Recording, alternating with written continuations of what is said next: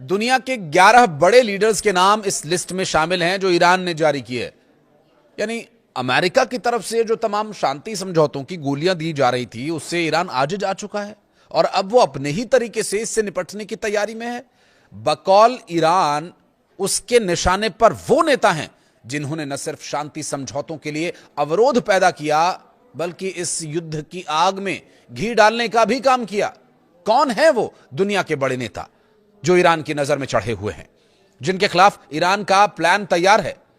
बात करेंगे, बताएंगे कि ईरान पर अमेरिका के हालिया हमलों के बाद खाड़ी देशों में किस बात का खौफ है।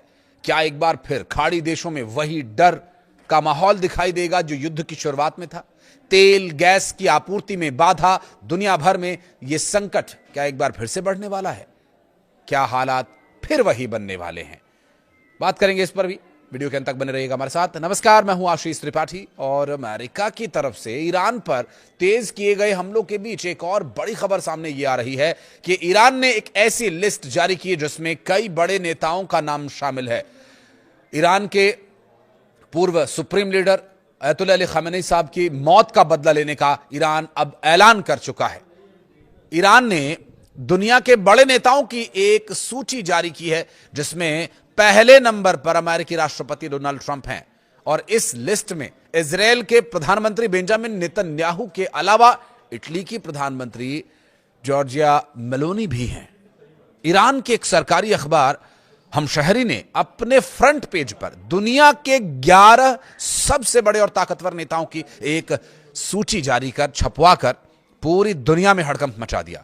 अखबार ने इस लिस्ट को बहुत ही आक्रामक अंदाज में पेश किया। उसने अमेरिका के राष्ट्रपति डोनाल्ड ट्रंप और इजरायल के प्रधानमंत्री बेंजामिन नेतन्याहू समेत दुनिया के शीर्ष नेताओं की तस्वीरों को कैदी की पोशाक में दिखाया है, जैसे वो ईरान के कैदी हों।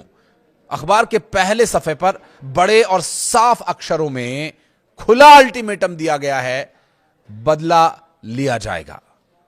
और इस लिस्ट में डोनाल्ड ट्रंप और नेतन्याहू के अलावा ब्रिटेन के प्रधानमंत्री कीर स्टारमर, अमेरिका के विदेश मंत्री मार्को रूबियो, रक्षा मंत्री पीट हेगसेथ, फ्रांस के प्रेसिडेंट इमैनुअल मैक्रों, इटली के प्रधानमंत्री जॉर्जिया मेलोनी और जर्मनी के चांसलर फ्रेडरिक मर्ज का भी तस्वीर को साझा किया गया, नाम को शामिल किया गया। ईरान के सरकारी अखबार ने Israel, America, Britain, France, Germany, Italy के इन सभी बड़े नेताओं को सीधे तौर पर सर्वोच्च नेता अयतुल्लाह अली खामेनी साहब की मौत का जिम्मेदार ठहराया है।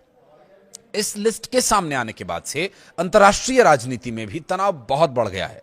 सुरक्षा एजेंसीज अलर्ट पर हैं। ईरान ने यूरोपीय देशों पर आरोप लगाया कि जंग के दौरान उन पर, उनके इलाकों पर हुए हमले की निंदा करने में वे नाकाम रहे। अमेरिकी सैन्य विमानों को अपने हवाई क्षेत्र में उतरने और गुजरने की इजाजत देकर हमलों को बढ़ावा दिया। युद्ध शुरू होने के बाद से मुज्तबा अली खामेनी साहब को सार्वजनिक रूप से देखा नहीं गया, लेकिन खबरों के मुताबिक जिस हमलों में उनके पिता मारे गए थे वे भी घायल हुए थे।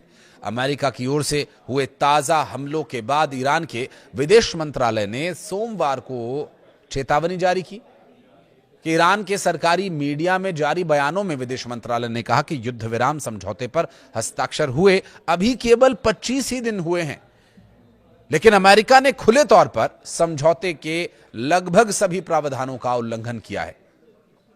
विदेश मंत्रालय का दावा यह है कि अमेरिकी हमलों में ईरान के परिवहन नेटवर्क, मछली पकड़ने वाली नौकाओं, मालवाहक जहाजों, मौसम विभाग की इमारतों और अन्य सरकारी सुविधाओं को निशाना बनाया गया। मंत्रालय ने इसे गंभीर युद्ध अपराध के दायरे में रखा है। विदेश मंत्रालय ने आगे कहा कि पड़ोसी देशों की जिम्मेदारी है कि वे अंतर्राष्ट्रीय कानूनों के तहत किसी भी हमलावर देश को अपनी जमीन या सैन्य ठिकानों का इस्तेमाल करने की अनुमति न दें। ईरान ने कहा कि उसके खिलाफ हमलों में शामिल या मदद करने वाली हर जगह को उसकी सेना जवाबी कार्रवाई में निशाना बनाएगी। इसके बाद एक बार फिर स्ट्रेट ऑफ हॉर्मुज चोक कर दिया गया।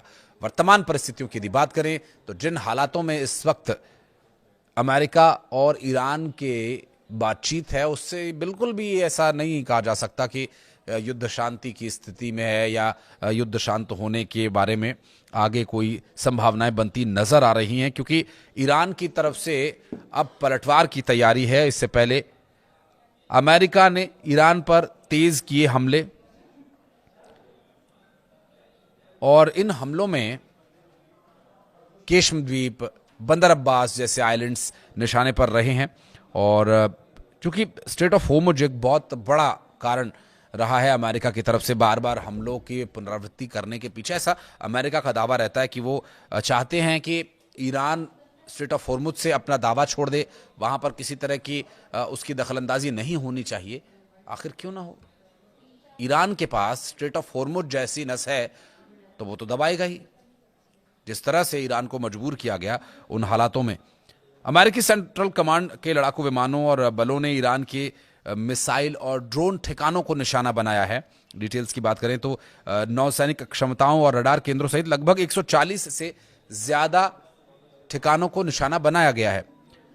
और अमेरिका की बमबारी के बाद ईरान ने भी यह दावा कर दिया है कि उसने जवाबी हमले में कुवैत और बहरीन में अमेरिकी ठिकानों और रडार साइट्स को निशाना बनाया है।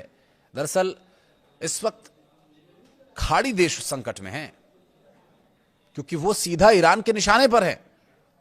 और जो सूची जारी की गई है, खाड़ी देशों का कोई नेता इसमें शामिल नहीं है, लेकिन ये तो वो टॉप वाली सूची है। इसके अलावा जो और सहयोगी है, जो माने मनाए के रिश्तेदार हैं अमेरिका के तथाकथित व्यापारिक रूप से, उनको अब समस्या का सामना करना पड़ेगा, जिसमें खाड़ी देशों के बहुत सारे देश लिस्ट में हैं। क्योंकि अब ईरान का जो जवाबी हमला होगा वो अमेरिका के सैन्य ठिकानों, वहां जहां पर उनके जहाज उतरते हैं, जहां से रिफ्यूलिंग करते हैं, जहां से टेक ऑफ करते हैं, उन सभी जगहों को ईरान ने अब अपने टारगेट पर ले लिया है।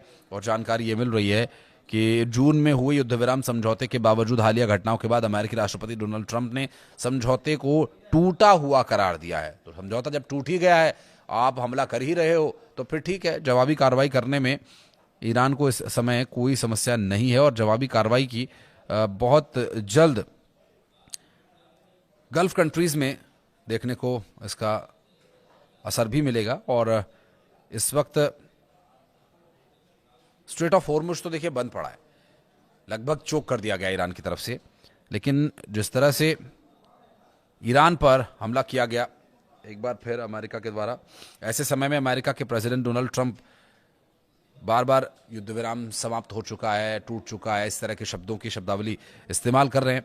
और धमाकों के कुछ देर बाद ही कतर में मिसाइली हमलों की चेतावनी जारी की गई थी ईरान की तरफ से। बहरीन में भी मिसाइली हमलों को लेकर के सायरन बजे। और बहरीन में अमेरिकी नौसेना के 5वें बड़े मुख्यालय की बात करें तो तत्काल अभी स्पष्ट नहीं हो पाया संयुक्त अरब अमीरात में किन स्थानों को निशाना बनाया गया। लेकिन ईरान के हालिया हमलों के दौर में अब तक हालांकि उसे निशाना नहीं बनाया गया, लेकिन कब बना दिया जाए यह भी कहा नहीं जा सकता। तो ऐसे हालात में एक बार फिर अमेरिका ईरान का युद्ध पहुंच चुका है, जहां से कुछ भी हो सकता है। कुछ कहना चाहें तो कमेंट सेक्शन में बताइएगा। वीडियो को यहां तक देखने के लिए बहुत बहुत धन्यवाद।